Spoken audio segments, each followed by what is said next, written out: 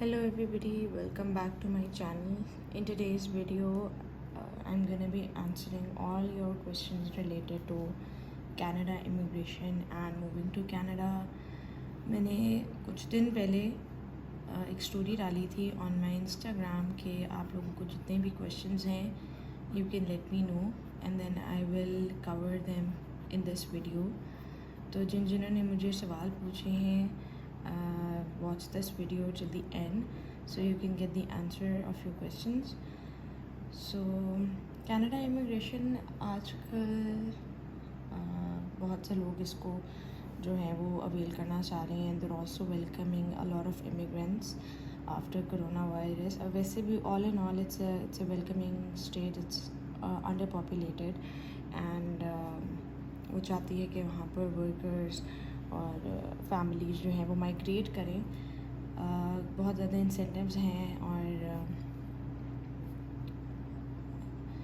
रहने के लिए बहुत अच्छी जगह है Canada itself. So without any further due let's get into the video. So the first thing is first, Canada ने डिफरेंट प्रोग्राम्स ऑफ़र किए हुए हैं जिसमें आप अप्लाई कर जो है वो इमिग्रेशन ले सकते हो. ठीक है, जिसमें जो है वो the information that I have is regarding the express entry and the federal skilled workers वाली जो कैटेगरी है उसके अंदर अप्लाई किया हुआ है. ठीक है, अंडर दिस जो है वो बहुत ज़्यादा स्किल्स वो ऑफ़र मतलब चॉइसेस देता है स्किल्स की, जिसमें आप अपनी एरिया ऑफ एक्सपर्टीज़ को चूज़ करके जो है वो अप्लाई कर सकते हो. फॉर एग्ज़ाम्पल उन्होंने बिज़नेस की आपको दी हुई है, मैनेजमेंट, बिज़नेस मैनेजमेंट की ऑप्शन है एक आपके पास. Then you have this marketing, finance. ठीक है, मार्केटिंग, फाइनेंस वगैरह इस तरह से टीचिंग भी होती है. Any skill that you think that you're an expert in or you have a degree in or you can continue with that in Canada.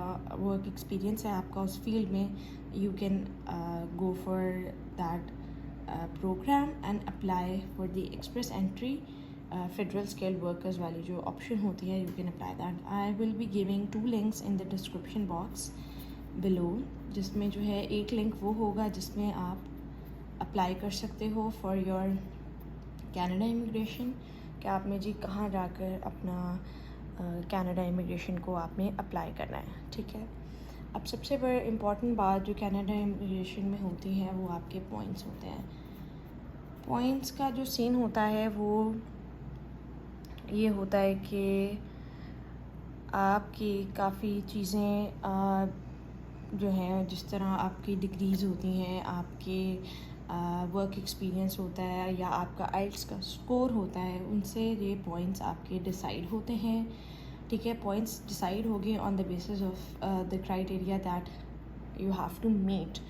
उसके बेसिस पर ये पॉइंट्स आपके कैलकुलेट होते हैं और उसकी बेसिस पर आपका जो है वो पूल में उतने आपके पॉइंट्स कटते हैं. तो एक पूल चल रहा है फेडरल स्किल वर्कर्स को इंक्लूड करके डिफरेंट प्रोग्राम्स के पूल चल रहे हैं जो पॉइंट्स की बेसिस पर जो है वो काटते हैं.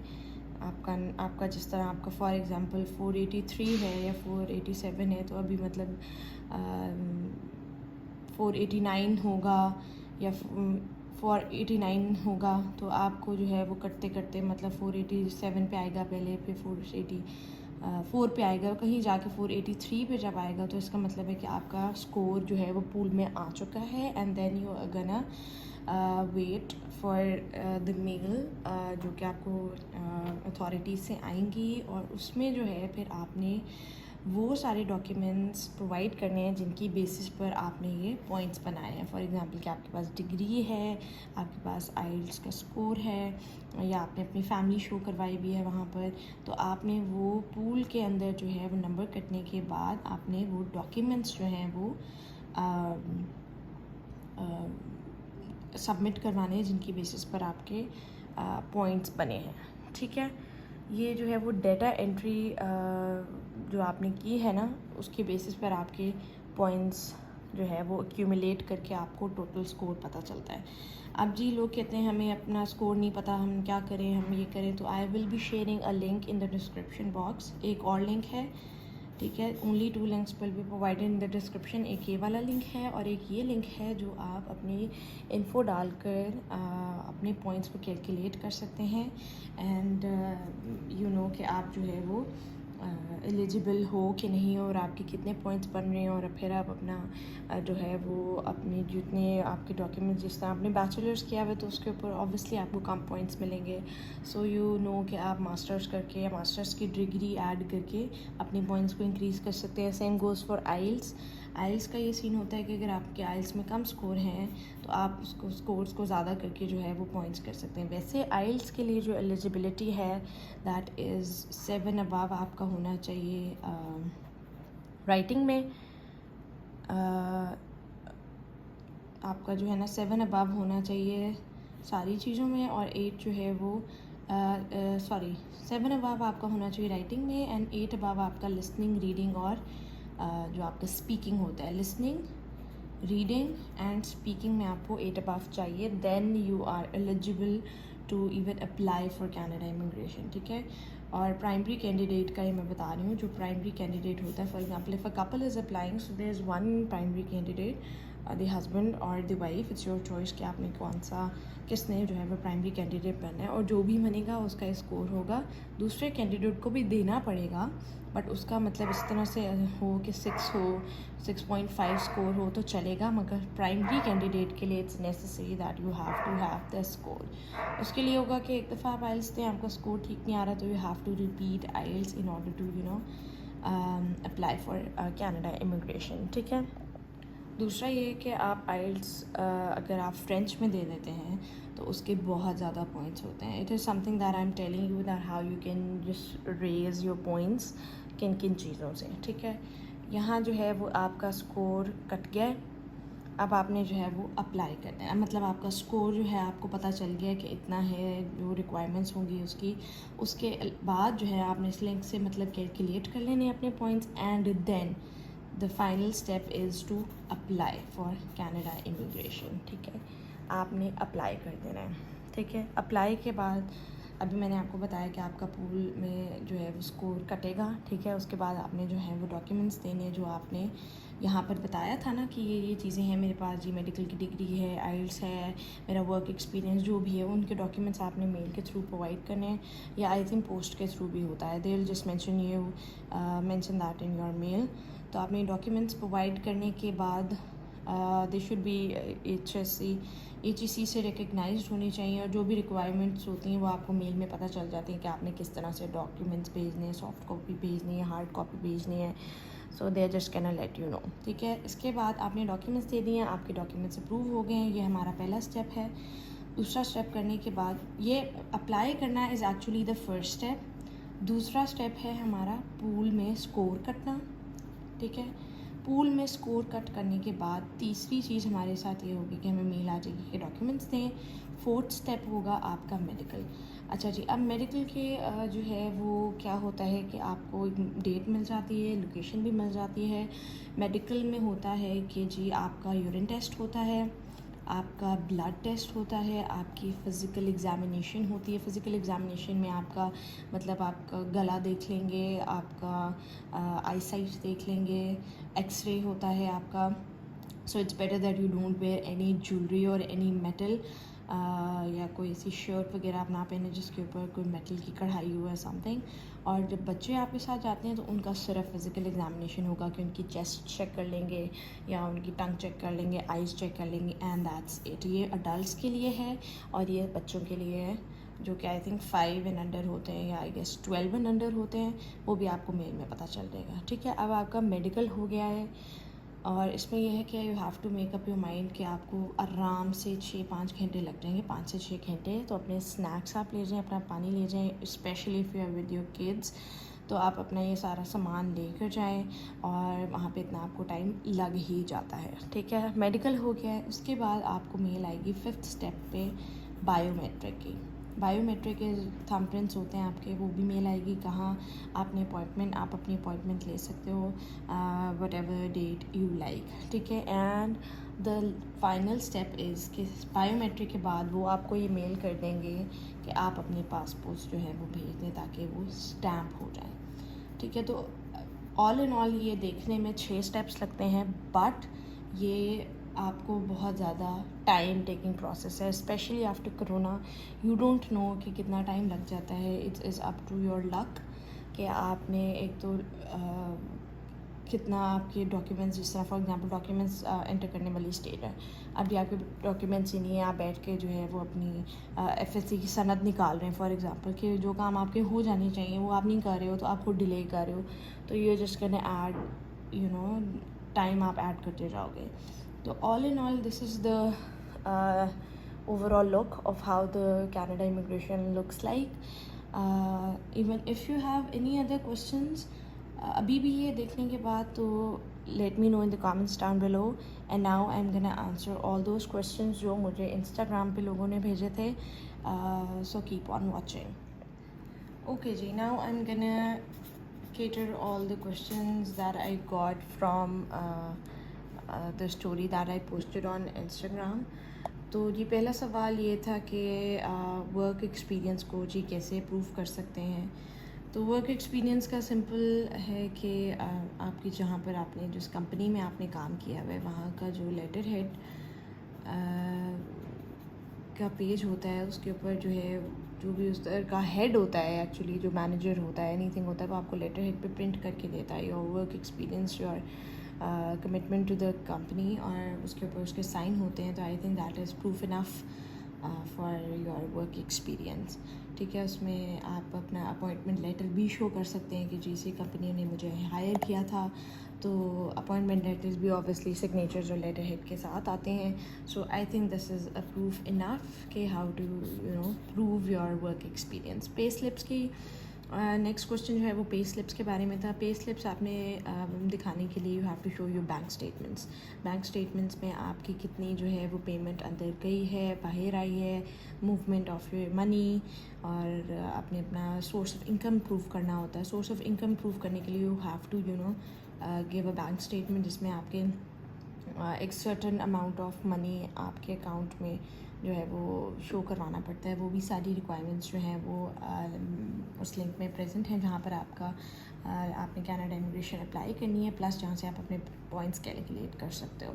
सो you have to generate a bank statement जितने भी मंथ्स की रिक्वायर्ड होती है, तो दैट विल जस्ट अपना आपका केस स्ट्रॉन्ग करने में हेल्प करेगा, ठीक है। द नेक्स्ट क्वेश्चन वर्स कि आप अपना CRS इंक्रीज़ कैसे कर सकते हो। आई थिंक CRS जो है यहाँ पर पॉइंट्स को रेफ़र किया जा रहा है, तो CRS को इंक्रीज़ करने के लिए मैंने अभी आपको इस वीडियो के शुरू में भी बताया था कि आप अपने आइल्स का स्कोर अच्छा कर सकते हो, आप अपनी कोई फैमिली भी शो करवा सकते हो, पर आई थिंक उसके बहुत ज़्यादा कम पॉइंट्स होते हैं।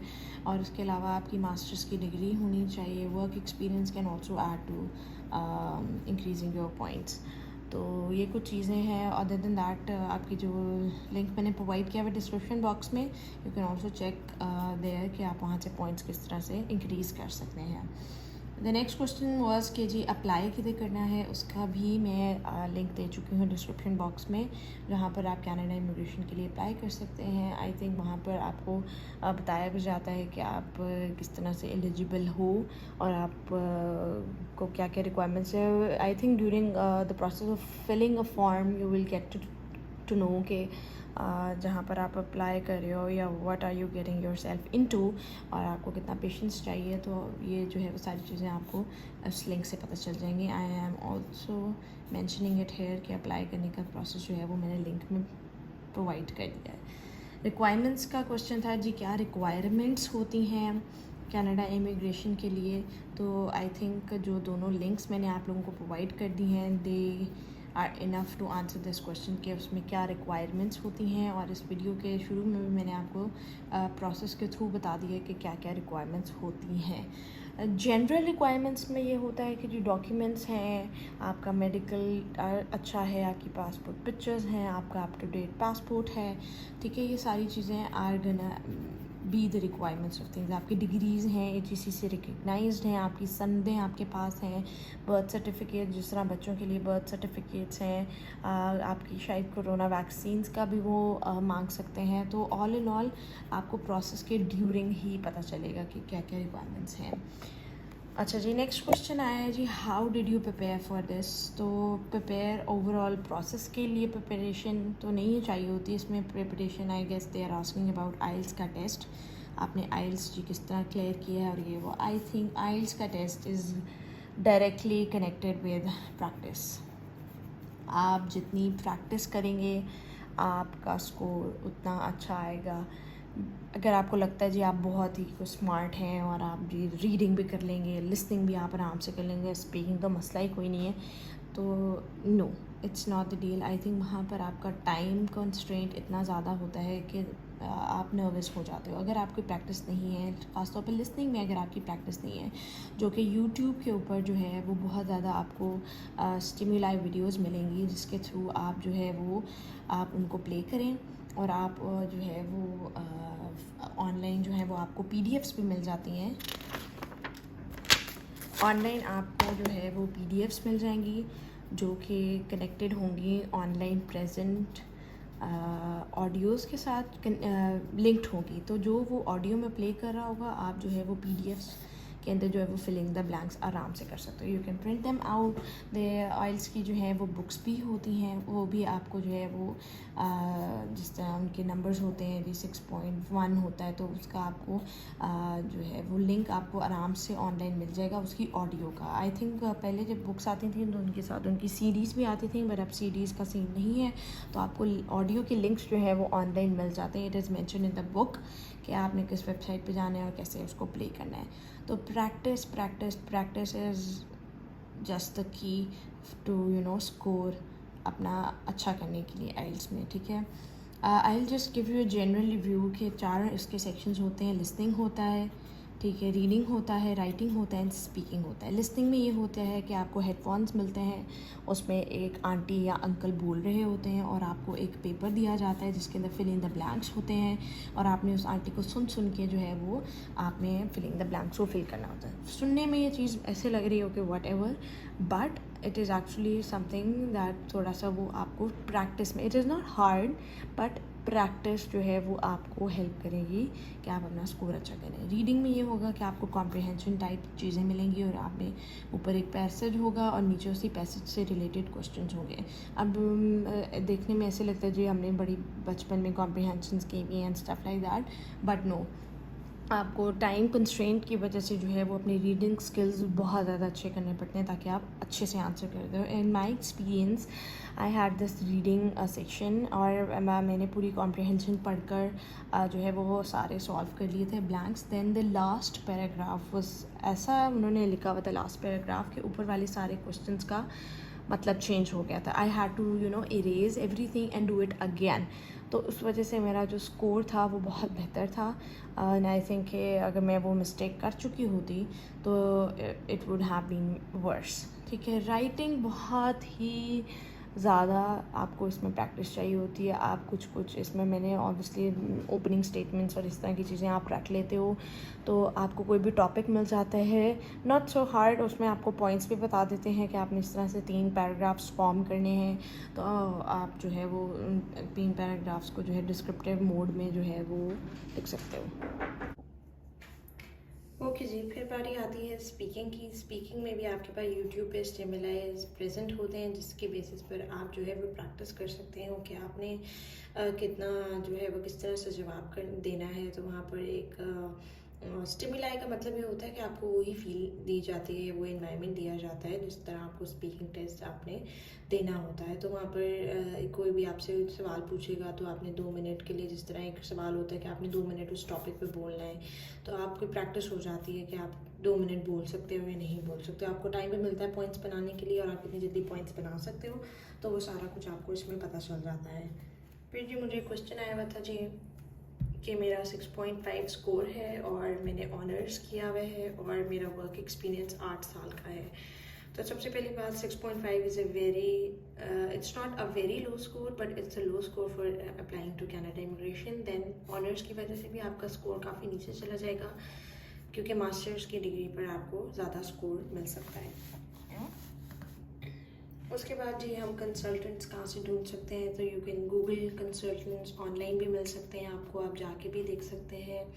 और जो सिटी में आप अवेलेबल हैं वहाँ से भी आप देख सकते हैं कि आपकी सिटी में आपके पास कौन है। और ऑनलाइन भी होते हैं जो आप उनको पे कर सकते हो जूम मीटिंग्स के थ्रू और ईमेल्स के थ्रू आप जो है वो कंसल्टेंट से इन कांटेक्ट रह सकते हो। You have to Google it actually to find it. उसके अलावा लास्ट क्वेश्चन ये था कि how long it's gonna take, तो I answered it in the first part of the video कि इट डिपेंड्स ऑन यू। एक तरफ आपके ऊपर भी डिपेंड करता है और एक तरफ प्रोसेस के ऊपर भी डिपेंड करता है। अगर आप ही प्रोसेस को डिले कर रहे हैं, डॉक्यूमेंट्स प्रोवाइड नहीं कर रहे, मेडिकल पे नहीं जा रहे, बायोमेट्रिक के लिए डेट नहीं ले रहे, तो ये डिलेज आपकी तरफ से हैं। प्रोसेस का डिले के ऊपर अथॉरिटीज़ की तरफ से डिले आ गया है। कोरोना की वजह से फॉर एग्जांपल बहुत ज़्यादा डिले आ गया था। फिर ये है कि अथॉरिटीज़ ने जो है वो फ़ॉरन इमिग्रेशन की रिक्वेस्ट लेना शुरू कर दी थी। So it's all on luck, there is no hard and fast कि जी कितना लग जाएगा, मगर मैक्सिमम 1 से लेकर 3 इयर्स तक आप अपने माइंड में रखें, लग सकता है। ठीक है, so that is all for today's video. I hope कि मैंने आपके सारे क्वेश्चंस आंसर कर दिए हैं। If you have any questions do let me no in the comment section below. और जो सवाल अब मुझे कमेंट सेक्शन में आएंगे, I am gonna answer only those and not in the DMs और story replies. Thank you so much for watching today's video. Until next time, take care.